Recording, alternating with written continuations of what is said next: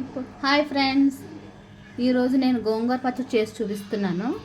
చూడండి, ముందుగా ఆయిల్ వేసుకుని కొద్దిగా కళాయిలో ఆయిల్ వేసుకుని జీలకర్ర, ఎండుమిర్చి, పచ్చిమిర్చి,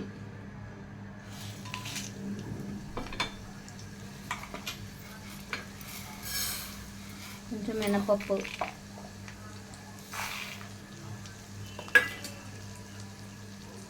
కరివేపాకు, వెల్లుల్లిపాయలు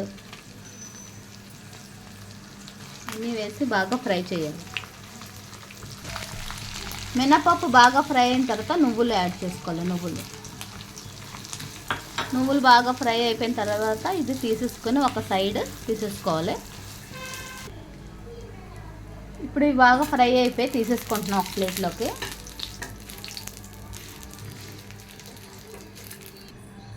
ఇప్పుడు ఇదే కళాయిలోనే శుభ్రంగా కడిగిన గోంగూర తీసుకోవాలి.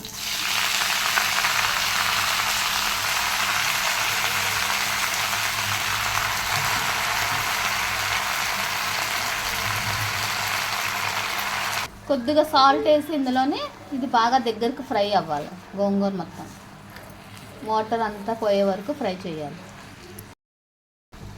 చూడండి గోంగూరలో ఎంత వాటర్ వచ్చిందో. ఇప్పుడు ఈ వాటర్ అంతా అయిపోయే వరకు దగ్గరగా ఫ్రై చేసుకోవాలి మనం. గోంగూరలో బాగా వాటర్ అది లేకుండా ఫ్రై చేసుకుంటే 2-3 రోజులు మనకి నిల్వ ఉంటుంది పచ్చడి బాగా. ఇప్పుడు వాటర్ అంతా అయిపోయి చూడండి బాగా ఫ్రై అయిపోయింది. ఇప్పుడు మిక్సీ చేసి చూపిస్తాను. మీకు పులుపు ఎక్కువ ఇష్టపడే వాళ్ళు కొద్దిగా చింతపండు కూడా యాడ్ చేసుకోవచ్చు. మేము చింతపండు యాడ్ చేయట్లేదు, మాకు ఈ పులుపు సరిపోతుంది.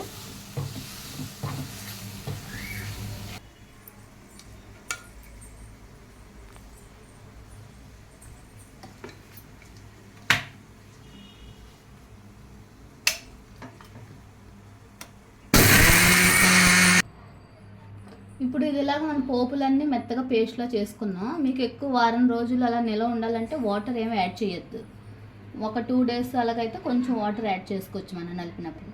ఇప్పుడు ఇది మెత్తగా నలిగిపోయిన తర్వాత గోంగూర వేయాలి. గోంగూర వేసిన తర్వాత ఎక్కువ తిప్పకూడదు, జస్ట్ ఒక్క తిప్పితే సరిపోతుంది. బాగా మెత్తగా పేస్ట్లో చేసేస్తే బాగోదు గోంగూర.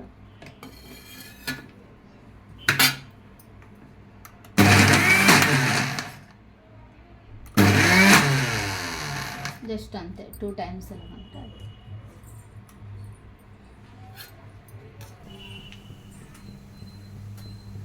ఇప్పుడు ఇది మిక్సీ చేసుకున్న తర్వాత కొంచెం పోపు పెట్టుకుందాం. కొంచెం లైట్గా జీలకర్ర, కరివేపాకు, వెల్లుల్లిపాయ, ఎండుమిర్చి వేసి లైట్గా పోపు వేసి పచ్చడిలో యాడ్ చేస్తాం. ఇప్పుడు ఈ పోపు బాగా వేగిన తర్వాత మనం రుబ్బు పెట్టుకున్న గోంగూర పచ్చడి యాడ్ చేస్తాం.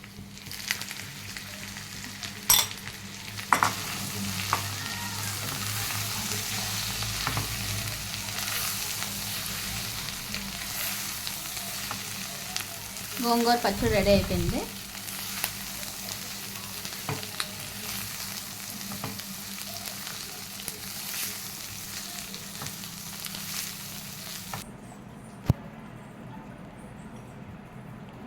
గోంగూర పచ్చడి రెడీ అయిపోయింది. నేను చేసే విధానం కనుక మీకు నచ్చితే వీడియో లైక్ చేయండి, షేర్ చేయండి, సబ్స్క్రైబ్ చేయండి. Bye everyone.